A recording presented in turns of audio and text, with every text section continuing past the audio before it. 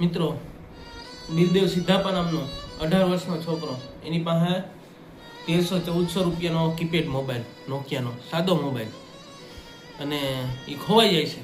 મહારાષ્ટ્રનો આ બિરદેવ સિદ્ધાપા, અને એ ફરિયાદ લઈ અને નજીકના પોલીસ સ્ટેશનની અંદર જાય છે. અને જે કોન્સ્ટેબલ હોય એને કહે છે કે મારો કીપેડ મોબાઈલ ખોવાઈ ગયો. એટલે એ મજાક કરે છે કે અરે મૂર્ખી કે આવા 1200-1300 રૂપિયાના મોબાઈલમાં ફરિયાદ ન હોય. તો એ કે તમારાથી ઊંચા સાહેબ પાસે મારે આની ફરિયાદ કરવી, હું બકરા ચરાવું છું અને મારી પાસે એટલા રૂપિયા ન હોય.